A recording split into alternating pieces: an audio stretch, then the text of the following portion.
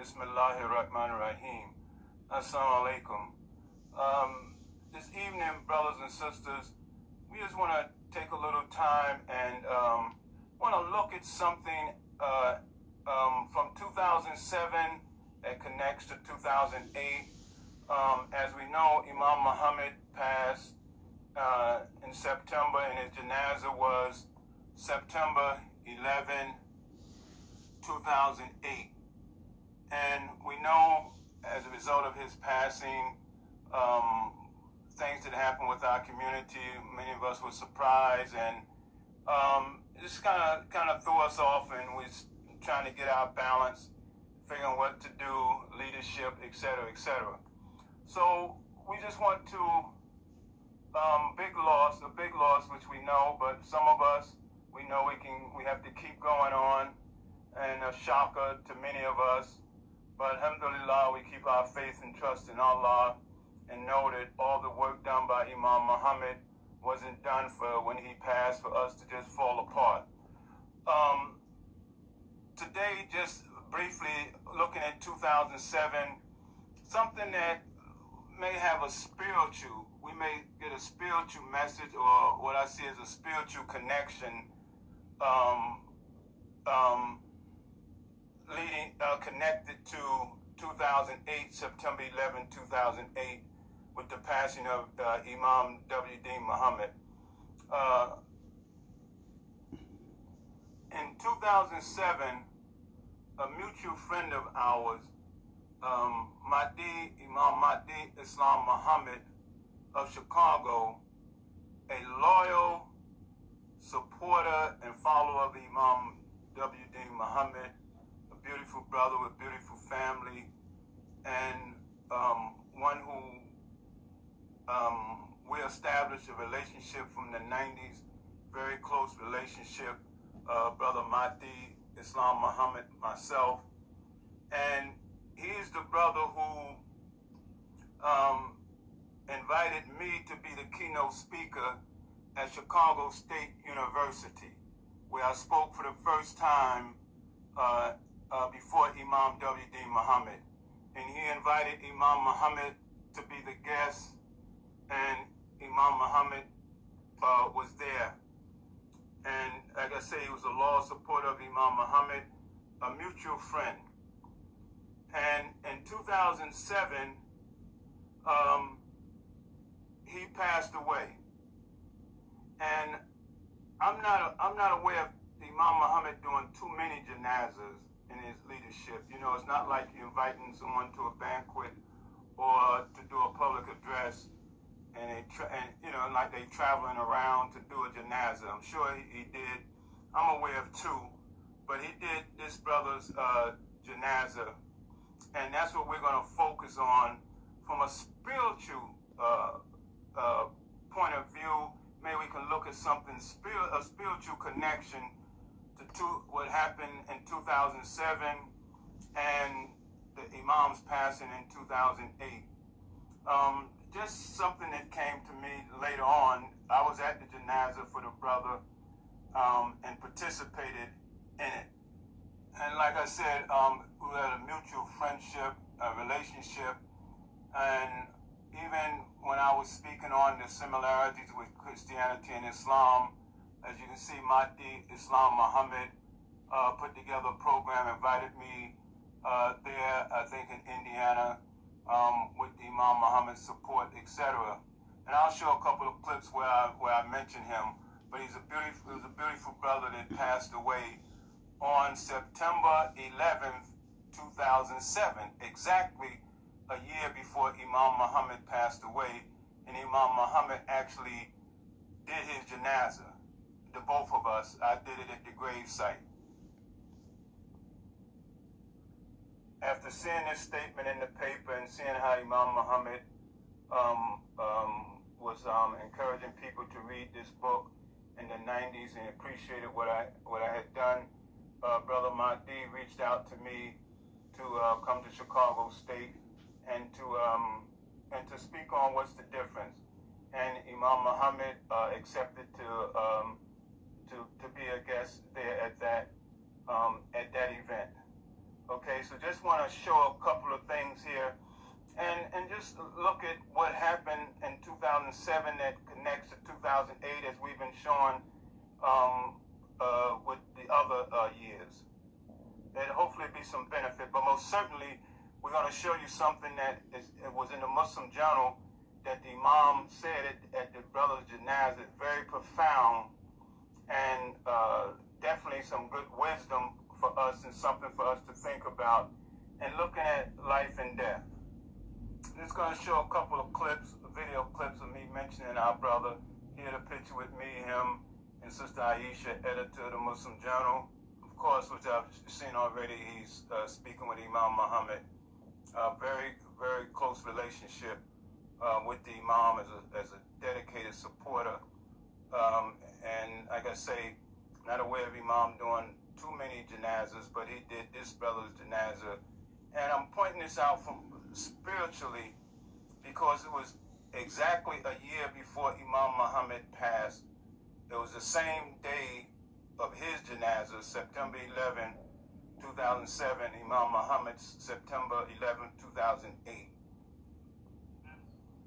There was one God, Allah, one and only, and I bear witness that Prophet Muhammad is his servant, his messenger, the old prophet, messenger, common mortal human being like ourselves.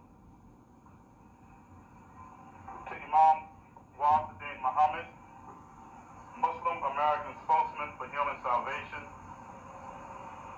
To Imam Mahdi Islam Muhammad, president of the Islamic Student Association here at Chicago State University, is his servant and his messenger, seal of the prophets and messengers, a common mortal human being like ourselves.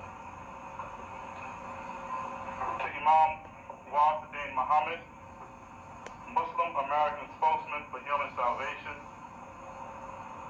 To Imam Mahdi Islam Muhammad, president of the Islamic Student Association here at Chicago State University, and the teacher of Al-Islam.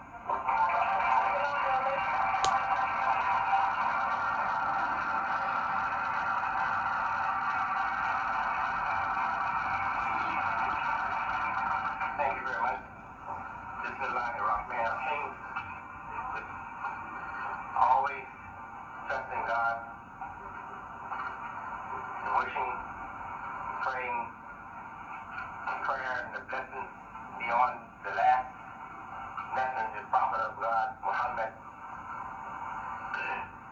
I want to say to you that I was just fixed in that seat there. I couldn't move. I wanted to leave.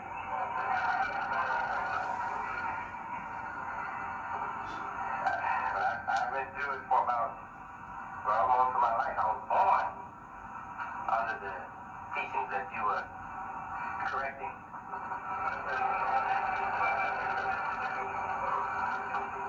But it still fascinates me. I couldn't move. I just couldn't stop it.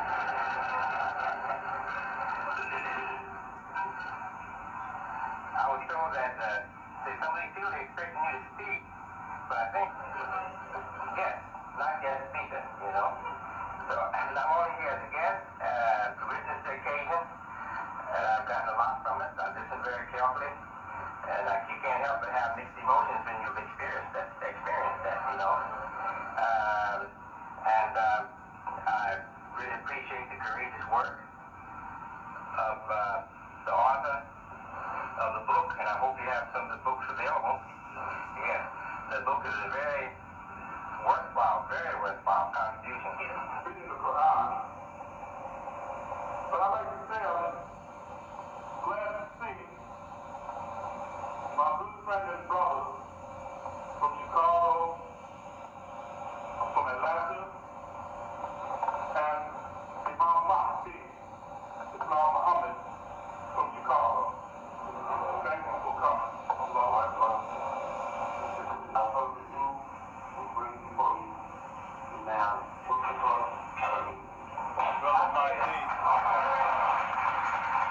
Brother Mahdi Islam Muhammad.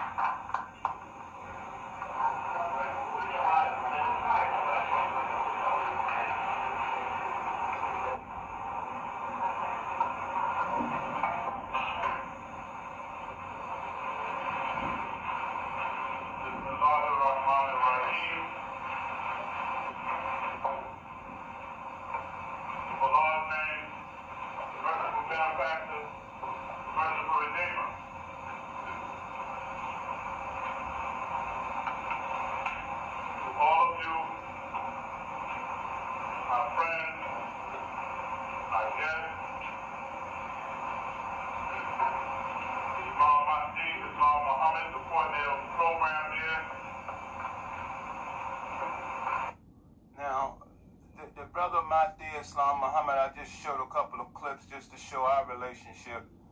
And here is the program. He passed on September 8, 2007. But his janaza was, as you can see, Tuesday, September 11, 2007, right? And like I say, Imam Muhammad, I'm not, I'm sure he's done janazas, but I'm not aware of many that he did, but he did this brother's. But here, before I go into that, just wanted to show you this here, just making a little connection here, if we can. So now, when this brother passes, I'm here in Newark.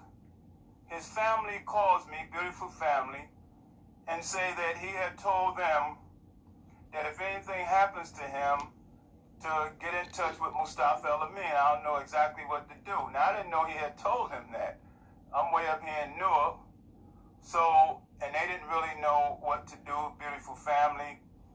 So I told them a couple of contacts, and I think they reached out. They did reach out to the Imam's family, to one of his daughters, and let him know. And so we communicated back and forth in that way. And so I made reservations to come down because they seemed like, it was possible I'd have to do the janaza, and from what he had said. So we kind of talked things out, and it was a possibility that Imam Muhammad would be at the janaza. He had visited him in the hospital, but it wasn't 100% sure. So I made my reservations, and I was to, if the Imam didn't come, was to do the janaza. But I was put down. They didn't put the Imam down on the program because they wasn't sure. And I was put down at least to be one of the pallbearers of my good brother, as you can see my name. Well, alhamdulillah, Imam Muhammad came and he did the janaza. Now, here's the interesting, all of it is interesting, but my point here, when I say the spiritual connection, is Imam Muhammad is at this janaza. He doesn't know that a year from now, neither do I know, I would have cancer or anything else. None of us know when we'll be born or die.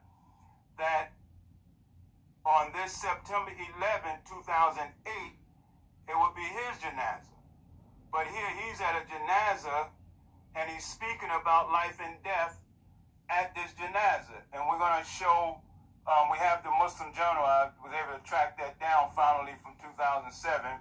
So not to go on, let me show you the Muslim Journal, which has some of the write-up. I hope this is helpful in some way. But here's the Muslim Journal. This Muslim Journal is dated September 28th, 2007. That's the issue. And it's interesting because Imam Muhammad's, the issue for him is dated, I think, the 26th. But here, it says here, this is on the front page, very, very interesting. They have the quote here, life and death are from the same system. Quote from Imam W.D. Muhammad, comments at Janaza service for Imam Mahdi Islam Muhammad. Sunrise, he was born August 11th, passed 1959. He passed away September 8th, 2007, right? But Imam Muhammad passed away September 9th, and his janaza was September 11th, 2008. So now you see this. This is on the front page of the Muslim Journal, right? And this is written by Sister Aisha, the editor of the Muslim Journal. Now, here it carries over onto this page 9, right? Life and death are of the same system. That's Imam Muhammad. Remembering Imam Mahdi Islam Muhammad, right? You see sunset August 8th by Aisha. But as we've shown you, his janaza was the 11th of September 2007. Now, and Imam Muhammad does the janaza. Now here it says Imam W.D. Muhammad, if you can see this, Imam W.D. Muhammad, yes, as Imam W.D. Muhammad gave remarks before leading the janazah prayer for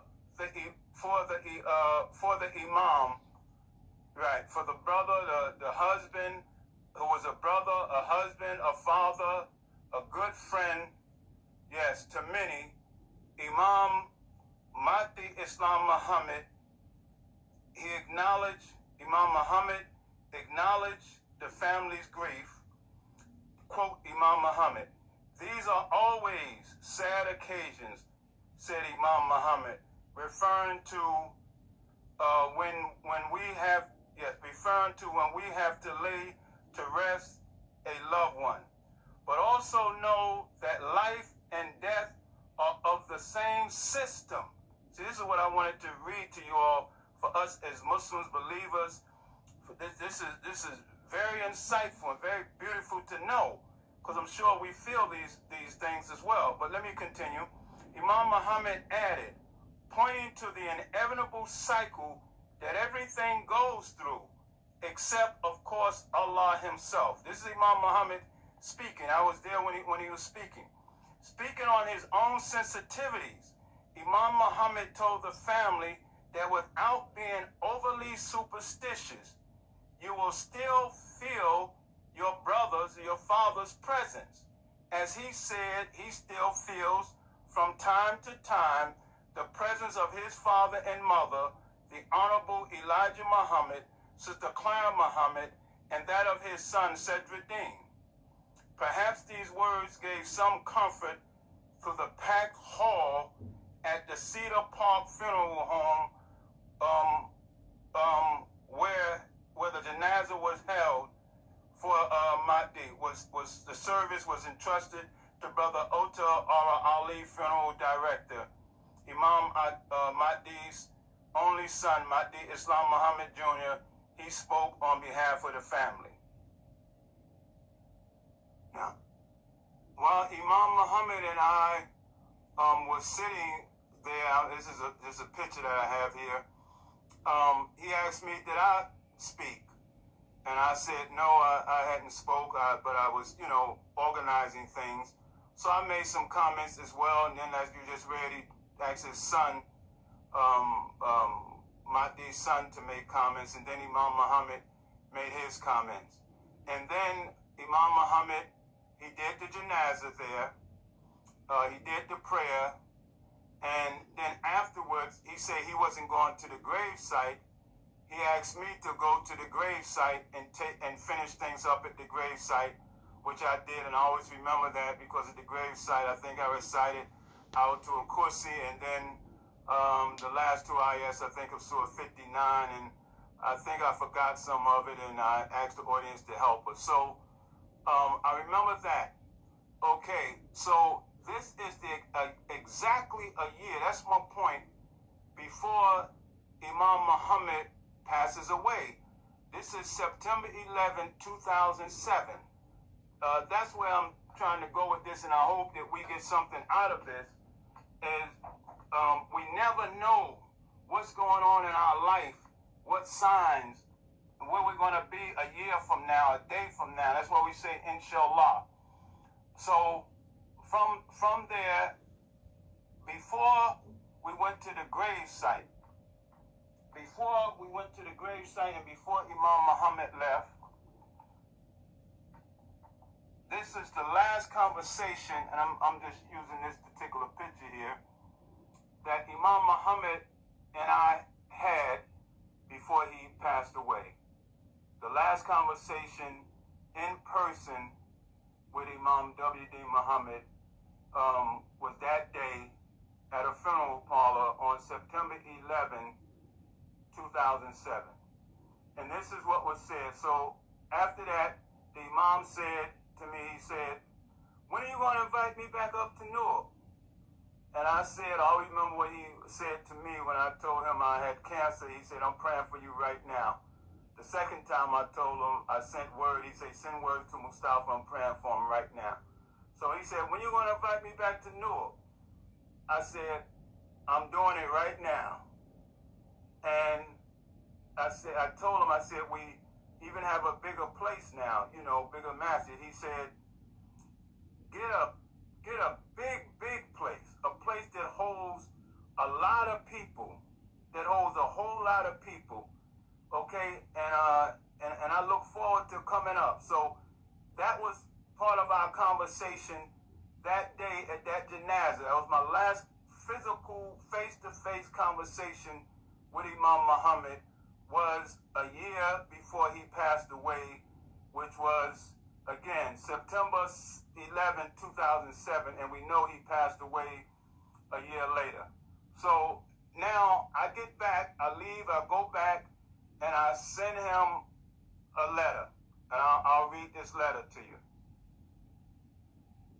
In part one, Imam Muhammad did the janazah on September 11, 2007 for our brother Mahdi Islam Muhammad, exactly a year before the Imam passed away or had his janazah on that same day. This brother passed away September 8th, 2007. Imam Muhammad passed away, I think, September 9th, 2008. But anyway, what I was pointing out was after that, Imam Muhammad and I, we had a conversation, which was my last conversation with the Imam a year ago in person. And he asked me when was I going to invite him back up to Newark. And I said, I'm doing it right now. And then when I got home, I wrote the letter, which I said I'm going to read. But just catching up on this for part two, for those who didn't see part one, Imam Muhammad did his janazah and he made some very thoughtful comments. Life and death are of the same system. Imam Muhammad made those comments at the brother's janazah. I'll read this again real quick and move on with some of Imam Muhammad's comments. As we said, as Imam Muhammad, W.D. Muhammad, gave remarks before leading the janazah prayer for the Imam, Imam Mahdi, who was a brother, husband, father, and good friend to many, Imam Mahdi Islam Muhammad. Imam Muhammad acknowledged the family's grief. These are always sad occasions, said Imam Muhammad, referring to when we have to lay to rest a loved one. But also know that life and death are of the same system, said Imam Muhammad. He added, pointing to the inevitable cycle that everything goes through except, of course, Allah. This is Muslim Journal, written by Sister Aisha. She was there, I was there, and participated in it as well. Speaking on his own sensitivities, Imam Muhammad told the family that without being overly superstitious, you will still feel your brother's presence. As he said, he still feels from time to time the presence of his father and mother, the Honorable Elijah Muhammad, Sister Clara Muhammad, and that of his son, Sadruddin. So, and as I say, Imam Muhammad, this was in Muslim Journal, September 28th, 2007 issue. And Imam Muhammad, as I say, he spoke for about 20 minutes or more. He asked me had I spoke, so he told me to go ahead and speak. And then his son, Mahdi's son, spoke. So after it was over with, Imam Muhammad said he wouldn't go to the grave site. He asked me to go ahead to the grave site and continue the janazah at the grave site, which is what I did. But also before he left, he said, when are you going to invite me back up to Newark? And I said, I'm doing it right now. And when I got back, I'm going to read to you the letter that I sent to Imam Muhammad, and then explain why things, why it didn't happen, et cetera, and inshallah I'll close. But hopefully this is some benefit. And like I say, on a spiritual level, we just wanted to see if there's something we can get out of this on a spiritual level in terms of Imam Muhammad's janazah being done exactly a year after he did a janazah for this brother here in Chicago, and I was present, and he spoke on life and death as well. So we never know when we're going to be born, when we're going to pass away. That goes for all of us. So now I'm going to read to you the letter that I sent to Imam Muhammad 2 days after that in response to him asking me when I'm going to invite him back up. And our brother Mahdi, may Allah forgive him his sins and grant him paradise. And again, as well as Imam Muhammad. Alhamdulillah. Okay, when I get back home to Newark, you see here September 13th, 2007. Okay, so that's 2 days after the janazah. And this is the letter that I sent to Imam Muhammad. As per our conversation on Tuesday, September 11, 2007, at Brother Mahdi's janazah in Chicago, I am inviting you to Newark, New Jersey to do a public address at the Robert Treat Hotel, which is located in downtown Newark. You have spoken there several times in the past. The main room holds about 1,200 people. There are overflow rooms as well. Some of the dates that are available are Sunday, November 4th, 2007.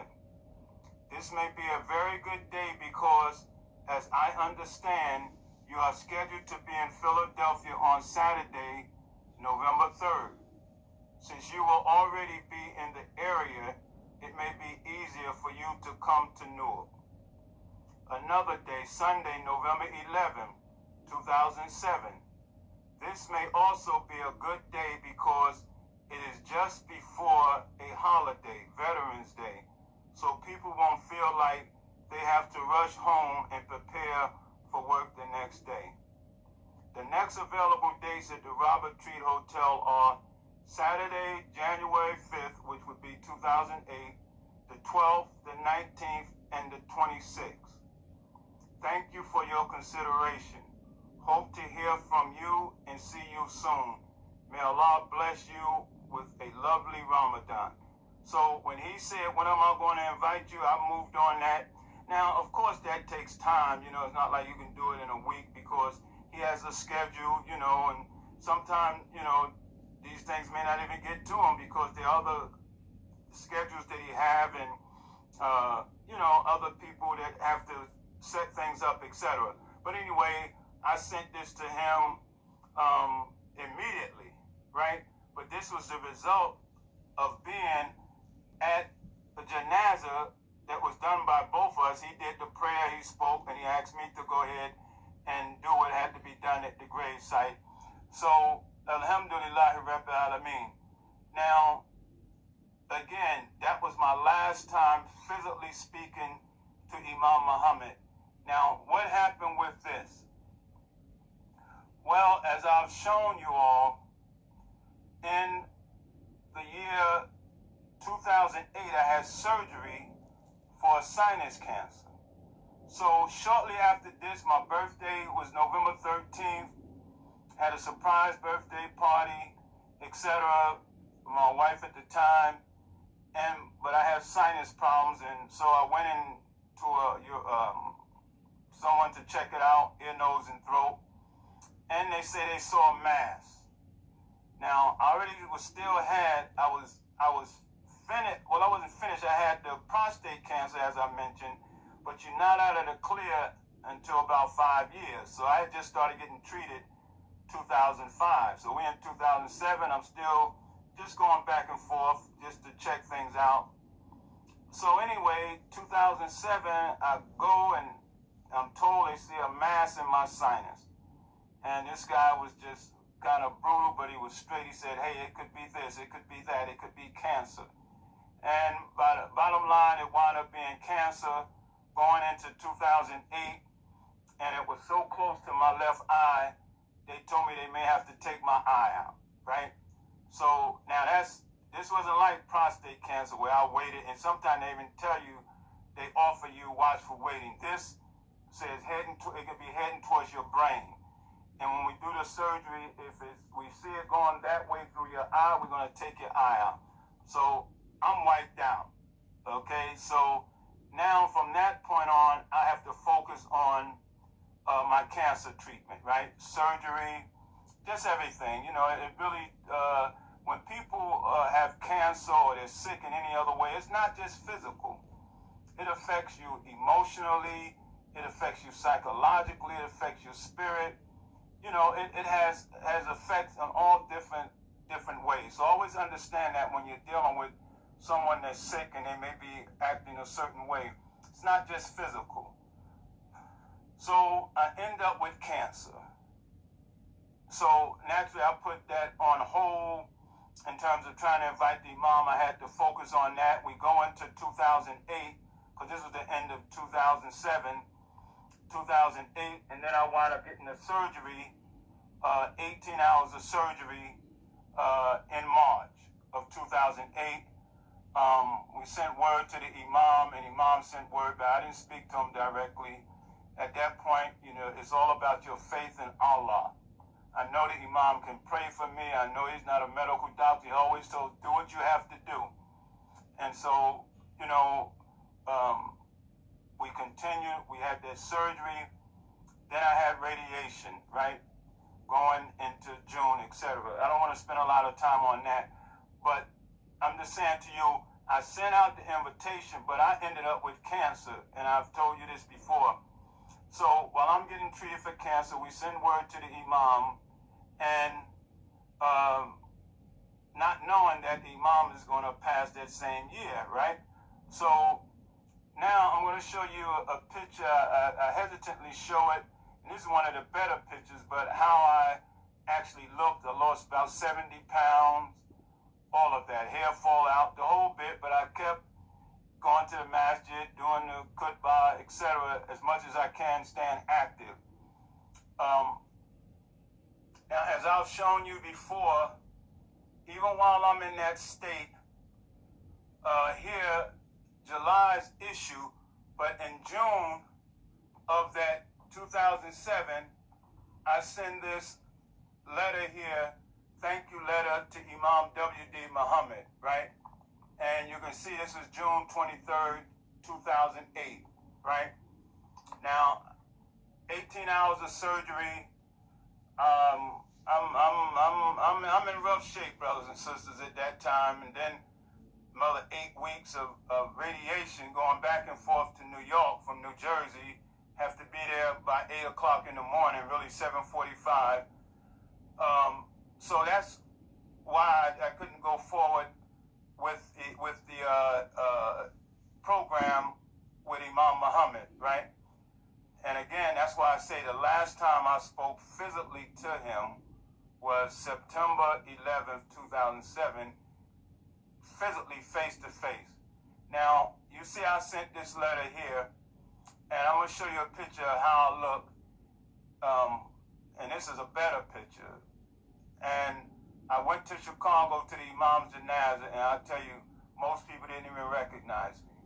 I was wiped out, but I went to his Janazah there, and here's a picture of how, and this is a good picture, okay, of how I looked in 2008 before the Imam, when he passed away, but also this is how I looked, not telling you how I felt when I still had in my heart my love for Imam Muhammad. Didn't know if I was going to make it, but I didn't send it because I thought I was going to die.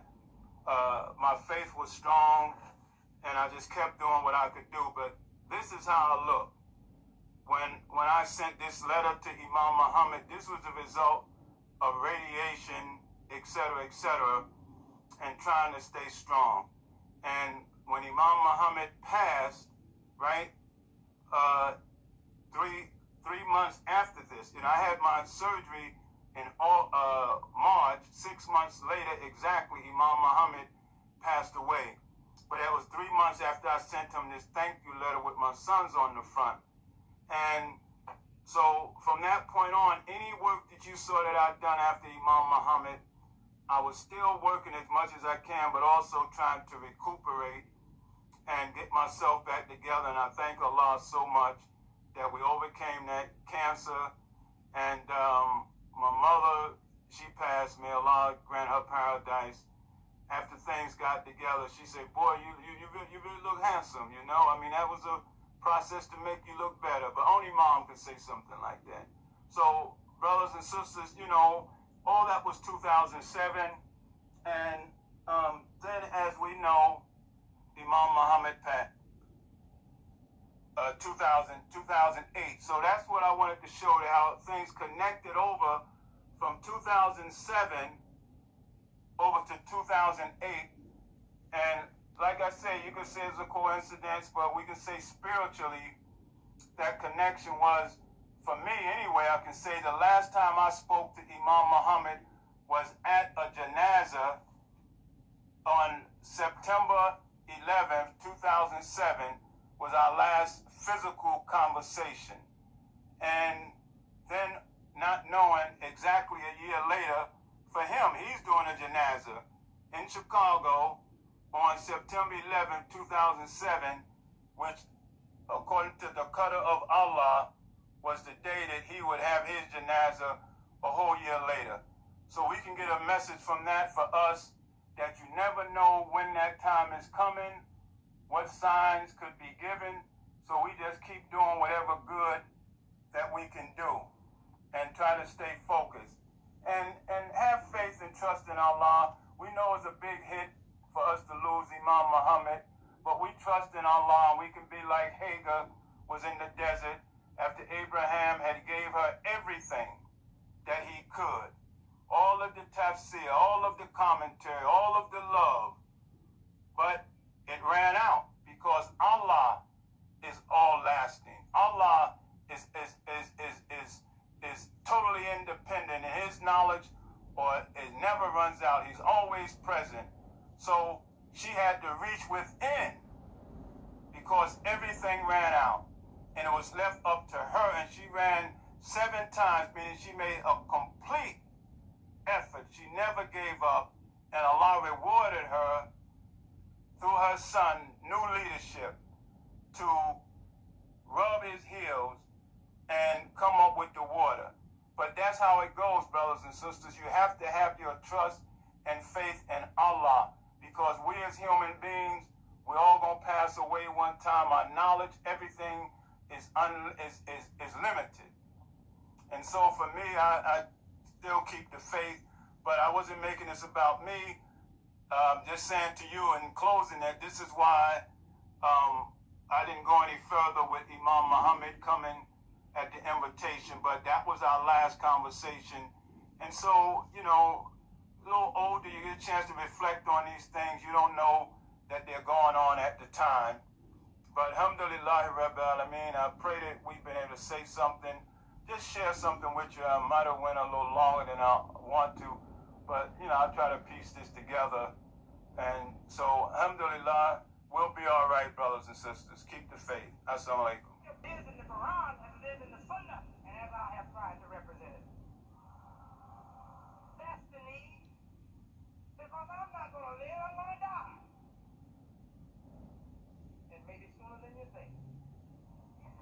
Who knows? And what will happen with you all still looking for a Jesus to take all of your responsibilities upon his shoulders? God never intended no such. That's a message for the people they want to